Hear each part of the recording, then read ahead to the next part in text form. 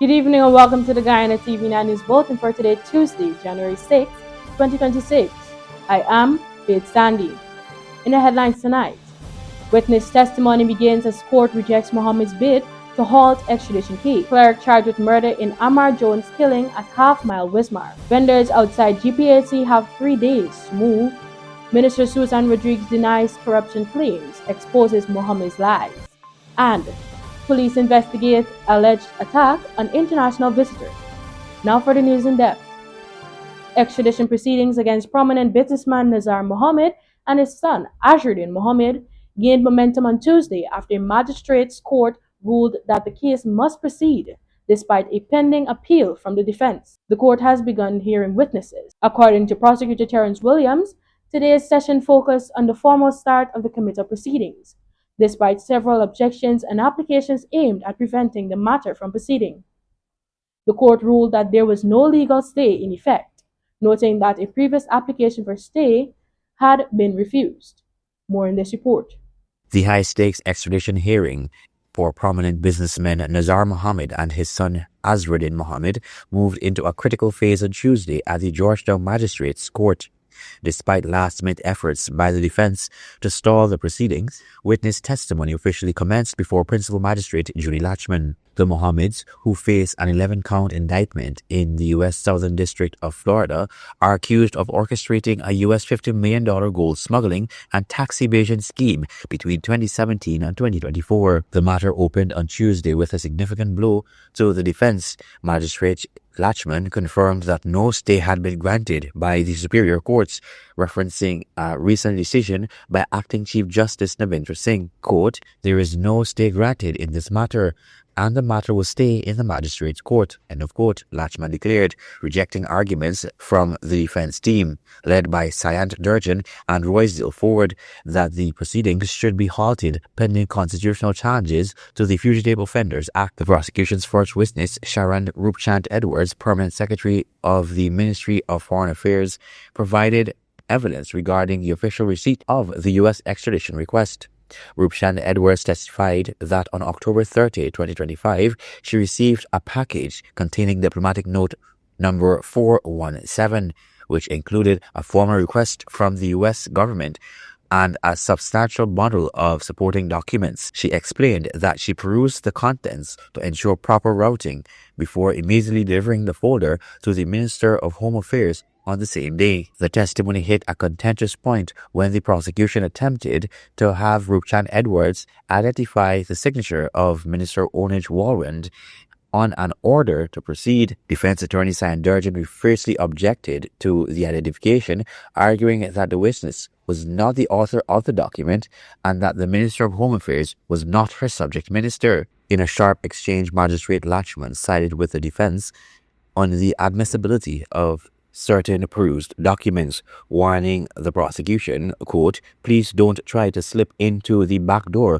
when you can't put it in the front door," end of quote. The defense further challenged the integrity of the evidence, noting that Rupchand Edwards had not marked the documents when they were first received and had not seen them again until they were presented in court.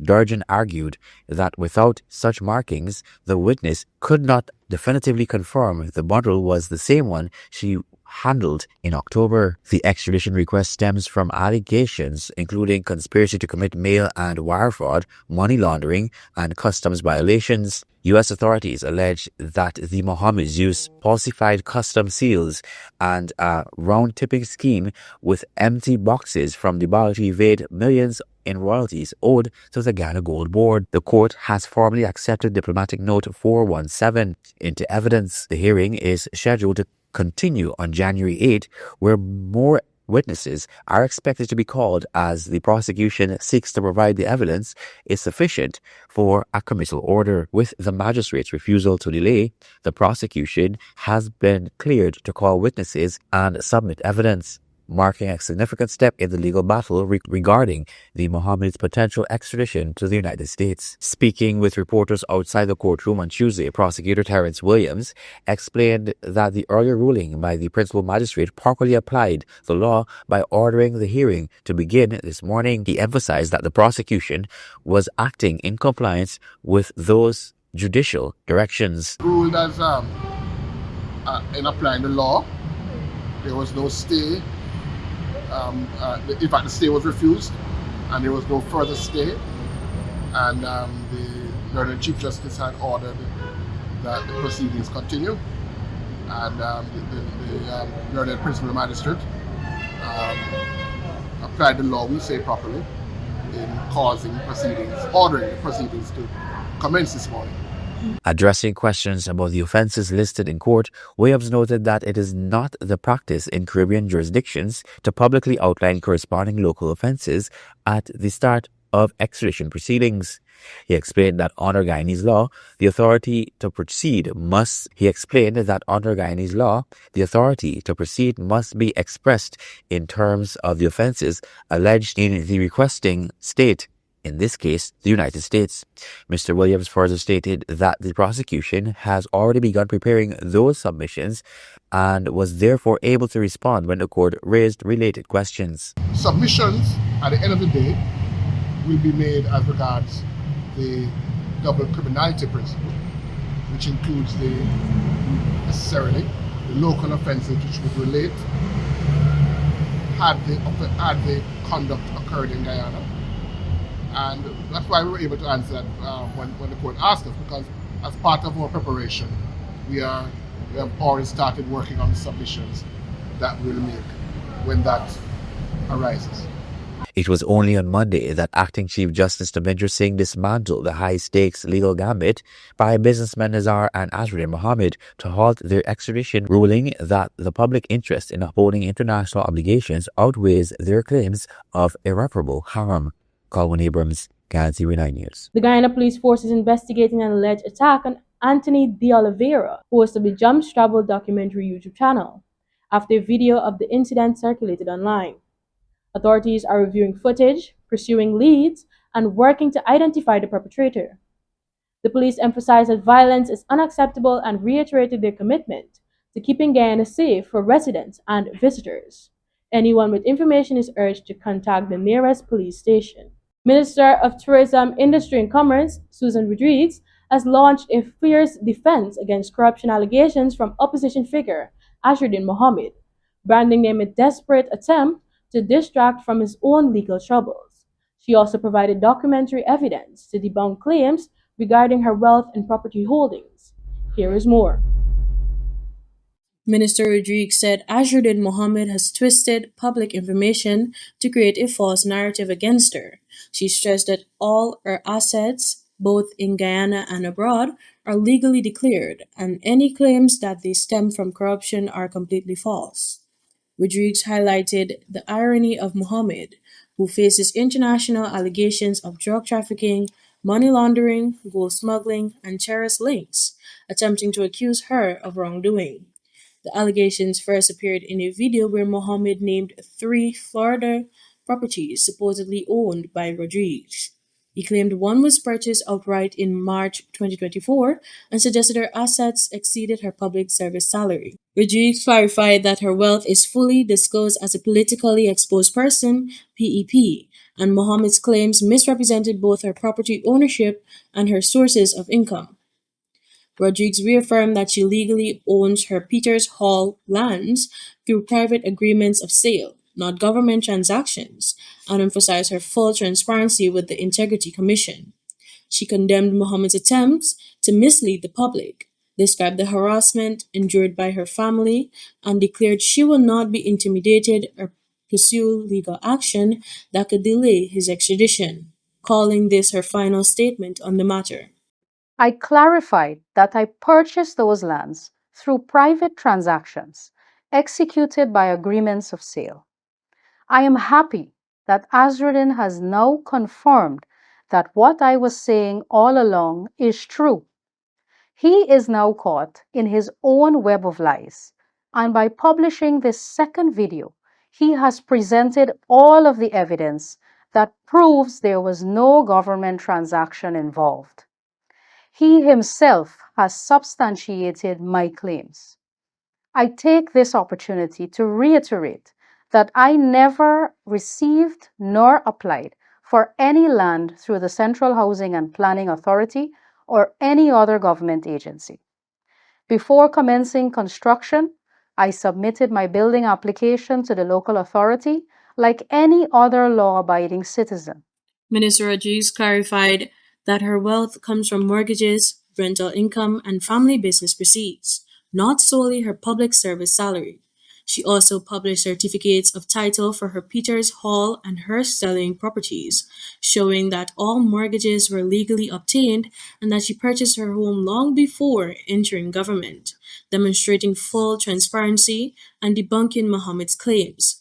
The minister addressed other false allegations, including claims that she owned a gas station at 224 Camp and New Market Streets, clarifying that it has been operated by Shell, Antilles, and Guyanas Limited since 1962, with her partner only serving as operator. Minister Rodriguez concluded that Mohammed has consistently spread misinformation to mislead the public and evade accountability for his criminal activities, reaffirming her commitment to transparency and insisting the allegations against her are entirely false.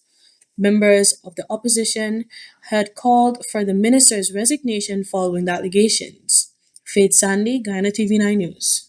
For a Form 2 student in Region 7 who struggles to get extra lessons, or a primary school child nervously preparing for NGSA without access to tutors, help may soon be just a screen away.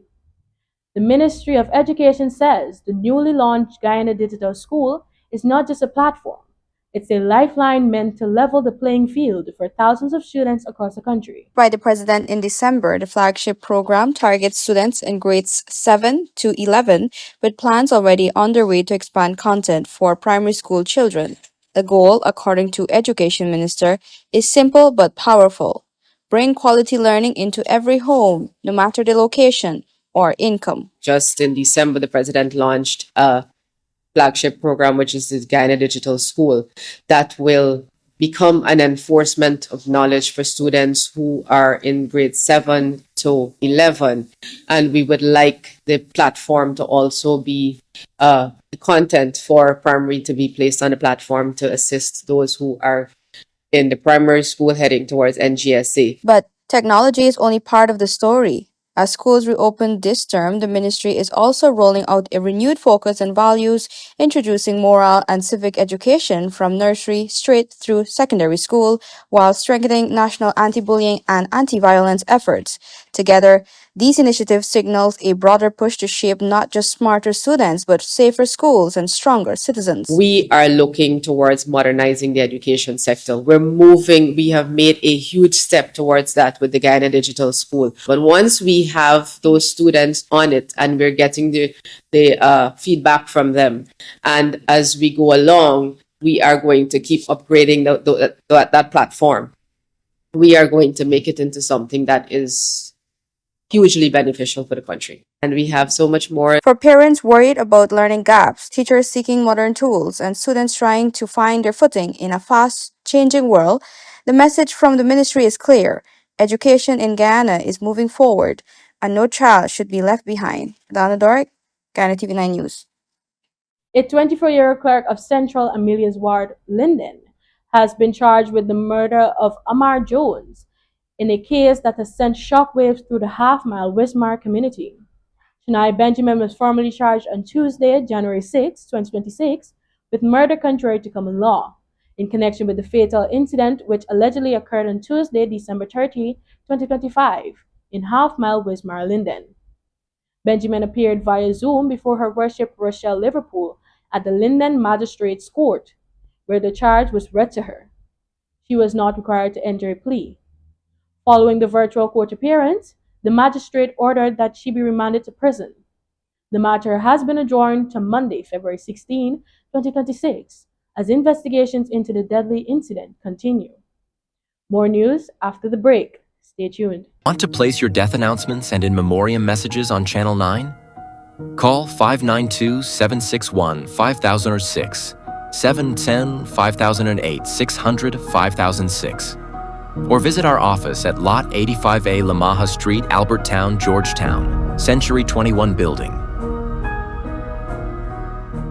GCOM is currently conducting a claims and objections exercise to produce an official list of electors, OLE. Anyone who became 18 years or older on December 31, 2025 and is a Guyanese citizen by birth, descent, or naturalization, or a citizen from a Commonwealth country living in Guyana for 1 year or more, you are eligible for inclusion in the OLE.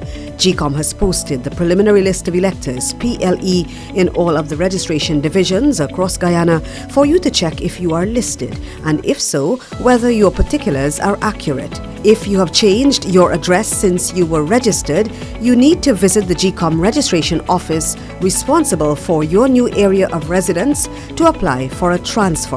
Sunday, January 18, 2026 is the last day you can apply for a transfer during this exercise. For more information, contact GCOM on 225-0278-9 or visit www.gcom.org.gy.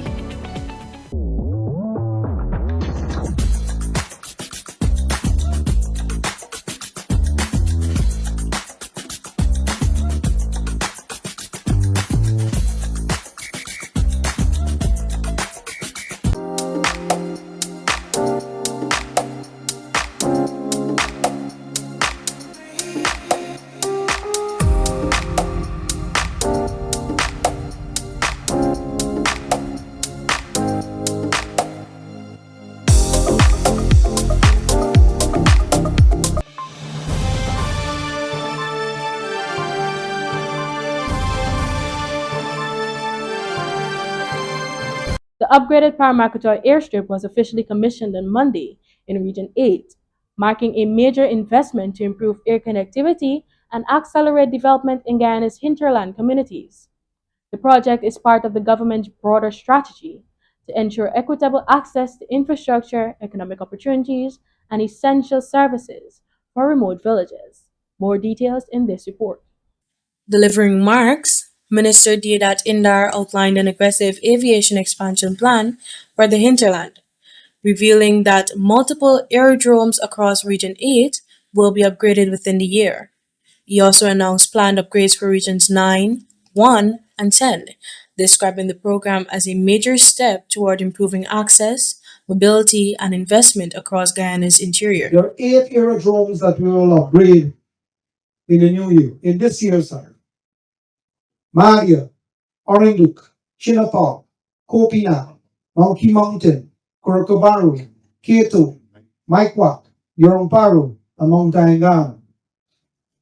Those are what's planned for Region 8, and that is significant investment into the region. Your neighboring region, Region 7, there are 60 aerodromes identified there. Region 9, there are 4 aerodromes identified there.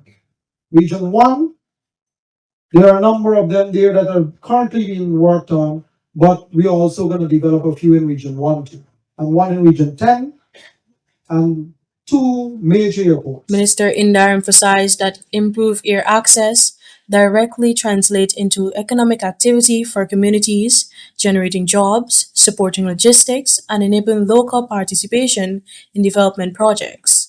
He said the aviation build-out aligns with President Ali's vision of ensuring development has no geographic boundaries and reaches every community. But for the children of Paramakatoy, you know, a lot of the songs that we sing in the school, very patriotic, speaks about the land, speaks about the future, speaks about their role in Guyana.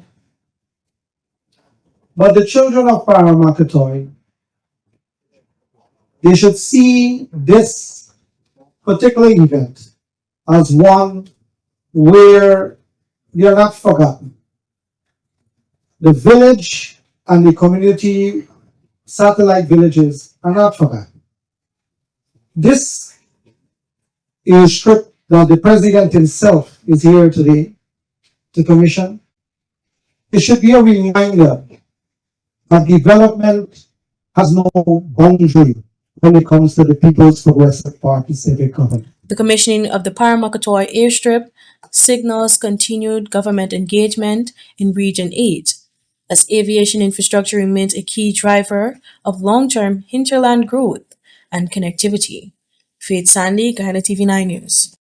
After years of anticipation, the doors of Bamia Primary School has officially opened, marking a powerful moment for children, parents, and educators in Bamia and surrounding communities. Though the project remains within its liability period, the completion and opening of the school stand as a major milestone under the Ministry of Local Government and Regional Development, one that transforms long-held hopes for better education into reality. Here is more from Adana Dark. Minister of Local Government and Regional Development, Honorable Priya Manikchand, expressed deep happiness at the school's completion for both pupils and teachers, noting that it took quote-unquote a major and consistent effort to see the project through. She underscored that when the vision for universal access to education is delayed, it is the children and teachers who bear the cost, something the government remains firmly committed to preventing. More than concrete in classrooms, the new Bamia Primary School represents opportunity. Designed as a modern, purpose-built facility, it offers a safer, inclusive, and supportive environment where children can learn and grow. Spacious classrooms, administrative offices, sanitary facilities, and essential supporting infrastructure now replace the challenges of the past, giving students the dignity of learning in a space built with their future in mind. As a regional initiative, the completion of Bamia Primary School highlights how effective local governance can directly change lives. With the school now operational, students can learn closer to home in improved conditions, while teachers are supported by a functional, modern facility. For families in Region 10, this school is more than a building. It is a promise kept and a foundation laid for generations still to come. Adana Dork, Guyana TV9 News. More news on the other side of the break. Stay tuned. Anyone who you believe should not be on the list. If you are desirous of making a claim or objection, you must visit the GCOM registration office responsible for your area of residence to do so. Visit the GCOM registration office responsible for your area of residence to conduct any of the above transactions.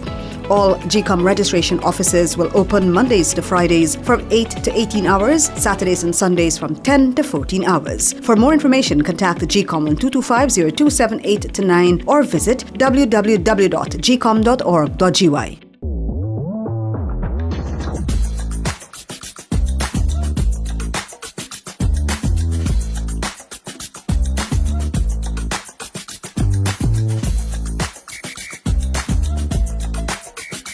GCOM is currently conducting a claims and objections exercise to produce an official list of electors, OLE. Anyone who became 18 years or older on December 31, 2025 and is a Guyanese citizen by birth, descent, or naturalization, or a citizen from a Commonwealth country living in Guyana for 1 year or more, you are eligible for inclusion in the OLE. GCOM has posted the preliminary list of electors, PLE, in all of the registration divisions across Guyana for you to check if you are listed, and if so, whether your particulars are accurate. If you have changed your address since you were registered, you need to visit the GCOM registration office responsible for your new area of residence to apply for a transfer. Sunday, January 18, 2026 is the last day you can apply for a transfer during this exercise. For more information, contact GCOM on 225-0278-9 or visit www.gcom.org.gy.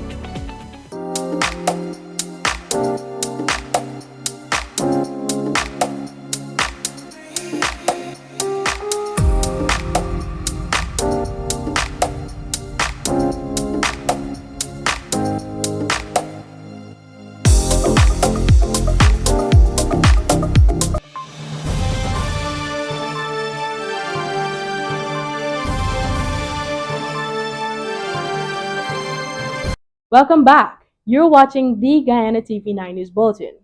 14 vendors operating in front of Yip's Bakery at the corner of Rob and Alexander Streets in Georgetown were displaced after their stalls were dismantled, following a High Court order prohibiting vending at the location. The removal, carried out recently, has sparked criticism over the Georgetown Mayor and City Council's handling of the situation, with claims that a relocation plan had been recommended months before the court order was enforced.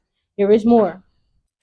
Georgetown clerk Candace Nelson on Monday revealed that the mayor and city council M&CC has received a lawyer's letter demanding the immediate removal of vendors operating around the Georgetown Public Hospital Corporation GPHC or face court proceedings.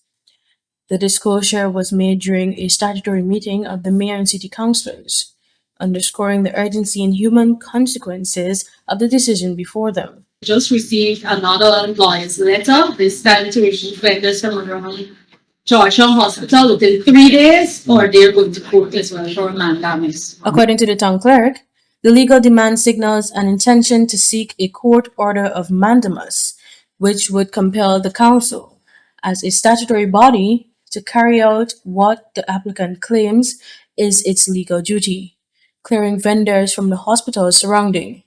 The latest threat arrives as the city council is already locked in ongoing discussions over vending in Georgetown, an issue that has repeatedly exposed tensions between municipal authorities, vendors, businesses, and public institutions. Concerns over pedestrian safety, congestions, and access to critical facilities have intensified scrutiny of vending near the hospital. Meanwhile, the City Council is set to review a relocation plan submitted in February 2025 for vendors displaced from the areas surrounding Yip's Bakery. The proposal, which recommends accommodating the vendors at Merriman's Mall, was confirmed for consideration during the meeting.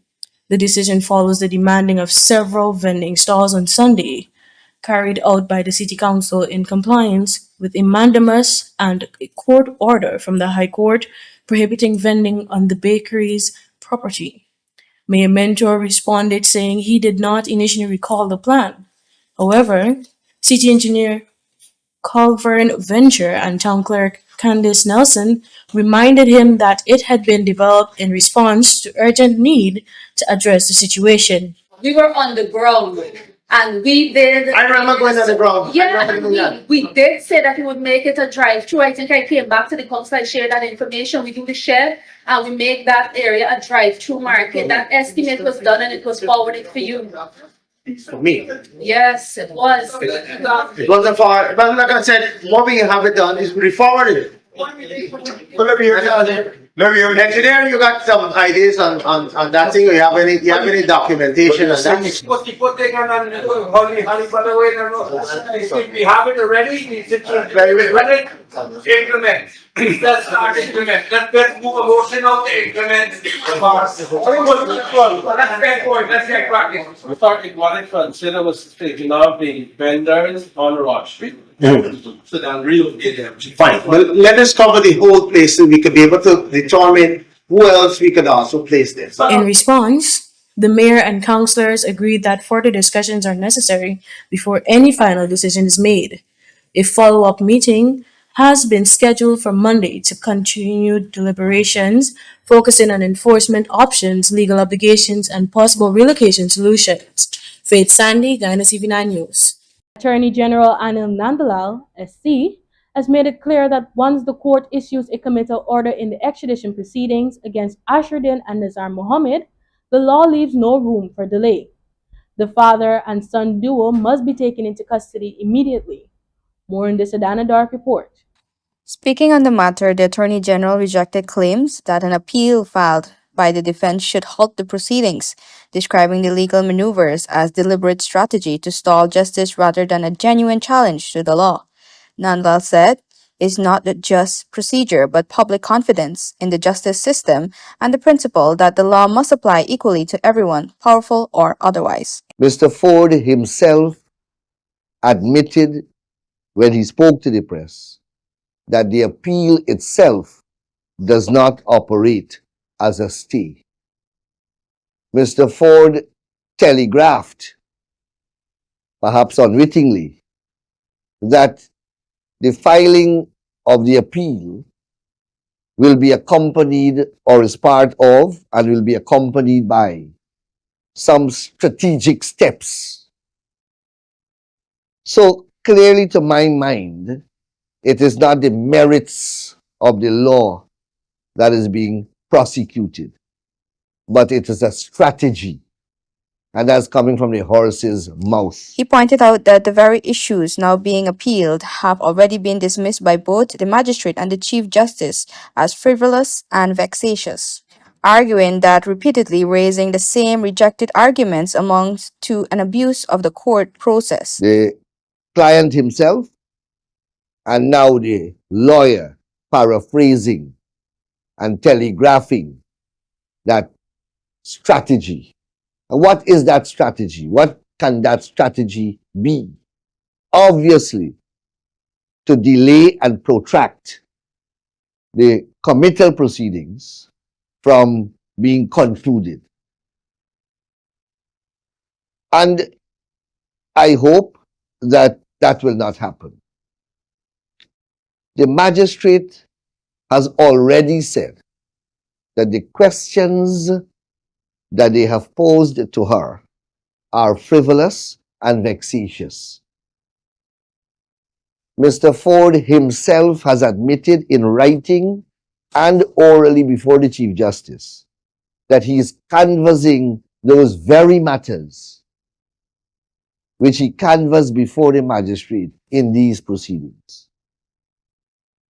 The judge has rejected it as frivolous and vexatious as well, in essence. Nandla reminded the public that the extradition law being challenged was enacted in 2009 and has been relied upon for years, leading to multiple committals and extraditions, including judicial rulings as recently as 2018 that upheld its constitutionality.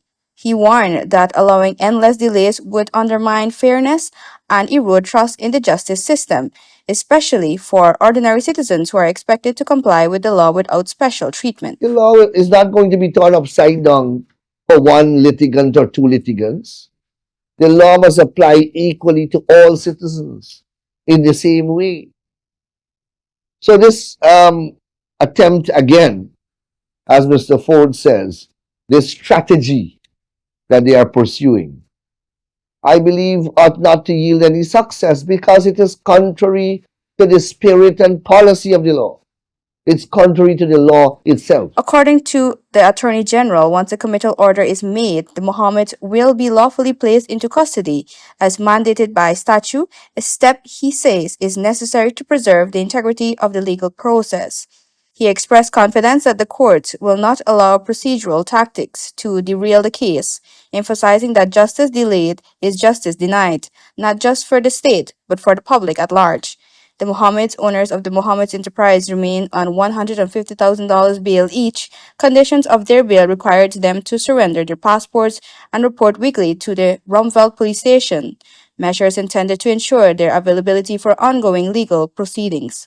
The father and son duo have been hit with an 11-count indictment in the U.S. Florida Southern District Court.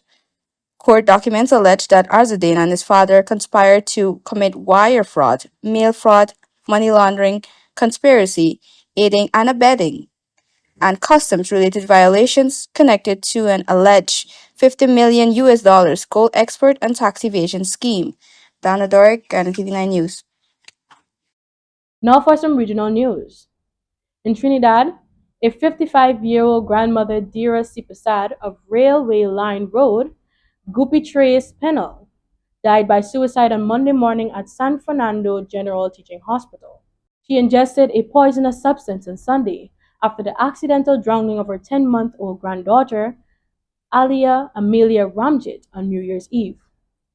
The infant had crawled into a swimming pool at a Diego Martin residence while under Sipasad's supervision and was pronounced dead at St. James Medical Complex. Distraught and reportedly feeling blamed for the tragedy, Sipasad was found by an 8-year-old relative and admitted to the ICU, where she later passed away. Turning to Venezuela, at least 14 journalists were detained in Caracas on Monday while covering the aftermath of Nicolas Maduro's capture by U.S. forces. Most were foreign reporters, released later the same day, though one was deported. Two others, a Colombian and a Spanish journalist, were briefly held near the Colombia-Venezuelan border before being released. The detained journalists had their equipment searched and their communications checked. The Venezuelan Press Union called the incidents quote-unquote alarming and urged the release of 23 media workers still in detention. The events followed a U.S.-led raid that captured Maduro and his wife, highlighting ongoing repression against opposition voices in the country. Internationally, President Donald Trump has hailed the recent U.S. operation in Venezuela, which led to the seizure of Nicolas Maduro as quote unquote brilliant, acknowledging that quote unquote many Cuban soldiers were killed. Local reporters indicate 23 Venezuelan soldiers, 32 Cuban fighters, and 2 civilians died during the raid on Maduro's Caracas compound. The political situation remains tense. Delcy Rodriguez was sworn in as interim president, while Maduro's ministers and the military still retain significant influence, leaving Venezuelans cautious and concerned. And finally, in tonight's newscast, a 6.2 magnitude earthquake struck the western Chugoku region of Japan on Tuesday morning, according to Japan Meteorological Agency. The epicenter was located in eastern Shimin Prefecture, and the tremor was followed by a series of sizable aftershocks, several measuring above magnitude 5. The quake registered an upper 5 level on Japan's Shindo intensity scale, strong enough to make movement difficult, though no tsunami warning was issued.